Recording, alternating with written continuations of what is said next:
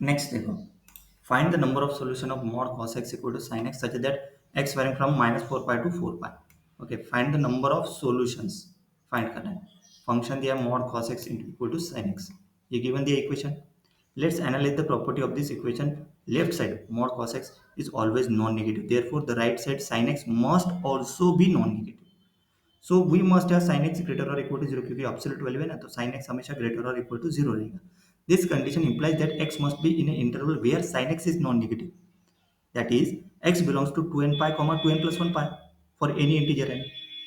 Now we consider two cases basis on the sign of cos x। जैसे case one cos x greater और equal to zero लिया, तो mod of cos x equal to क्या हो जाएगा, cos x greater और equal to zero. The equation becomes cos x equal to sin x। Since we also have sin x greater or equal to 0, both sin x and cos x must be non-negative.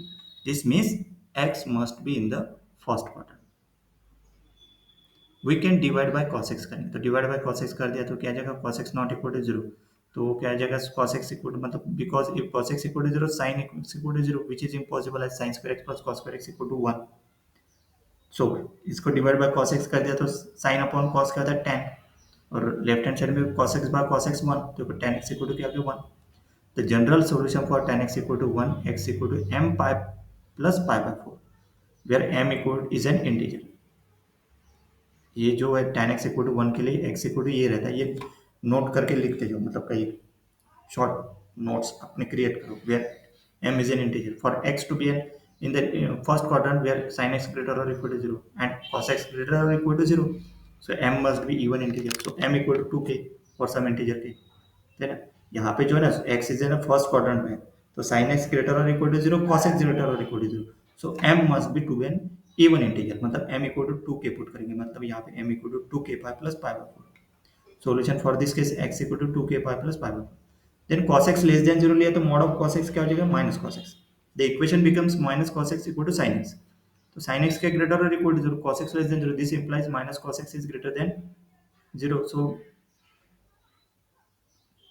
So sin x is a positive and cos x is a negative y. This means x must be in the second quadrant.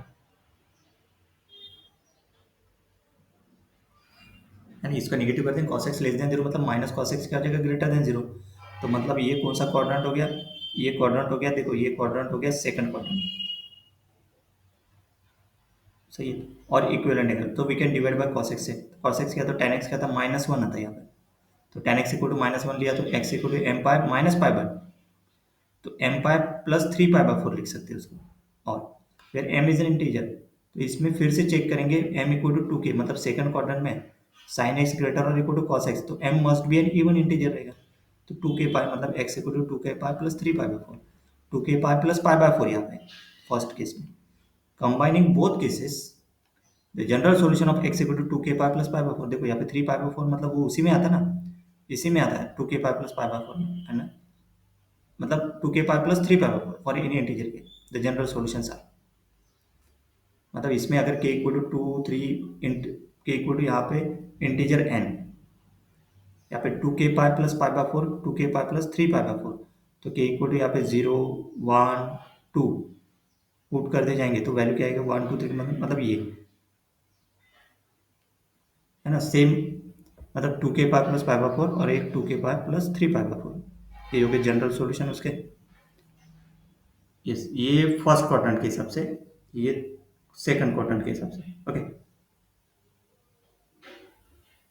now we need to find the number of solutions in the interval -4 pi less or equal to x less or equal to 4 pi for solution of the form x equal to 2k pi plus pi by 4 -4 pi less or equal to 2k pi plus pi by 4 less or equal to 4 pi, मतलब ये pi pi by 4 लिया, तो भाई subtract क्या करेंगे, यहाँ पे k निकालना है अपने को, तो k निकालना है तो इसमें से सब्सट्रैक्ट करो pi by 4, तो -4 -1 by 4, मतलब नहीं कि ये 1 by 4 लिया ना यहाँ पे, मतलब ये pi by 4 4 pi pi pi cancel कर दिया पूरा, फिर -1 by 4 कर दिया, तो ये 17 by 4 2k 15 by 4, फिर से सिंप्लीफाई करने के बाद क्या आ गया, ये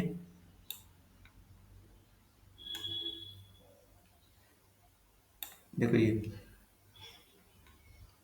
पाई कट किया, divide by pi, then subtract 1 by 4 किया, देन डिवाइड बाय 2 किया, तो के ये आ गया, तो the integer value of for के क्या गया, -2 -1 0 1 1 2 3 4, सही है।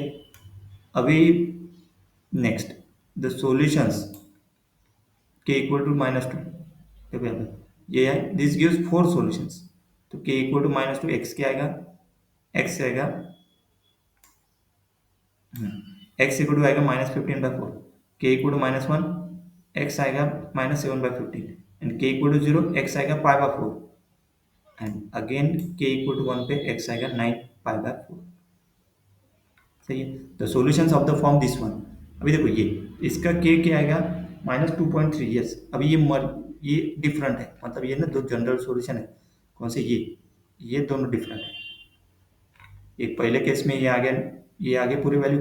अभी दूसरे केस में देखो के क्या आ गया, के आ गया यहाँ पे 2.375। पहले केस में क्या था 2.125, यानी यहाँ पे 2.375 टू 1.62, वही -2 -1 0 1 पुट करने के बाद क्या आएगा के -13π/4, यहाँ पे क्या आया था -15π/4, -1 पुट करने के बाद -5/4, यहाँ पे क्या आया था 7π/4, यहाँ पे क्या गया 3π/4, यहाँ पे π/4, एंड लास्ट वन इज 11π/4, यहाँ पे था 9π/4। सही है, ऑल दिस 8 सॉल्यूशन, टोटल कितने हो गए 8 solutions lie within the interval -4π to 4 का बीच में है वो। फॉर एग्जांपल लिया -4π, दैट इज -16π/4, देखो और 4π equal to 16π/4, so smallest solution is -15/4 which is 3.75, the largest solution is 11/4 मतलब which is 2.75, both are within the interval, so total number of solution क्या हो गया 4 + 4 = 8, so 8 is the final answer। okay, यहाँ पे case दोनों याद रखो, this one and this one, both case. Okay, next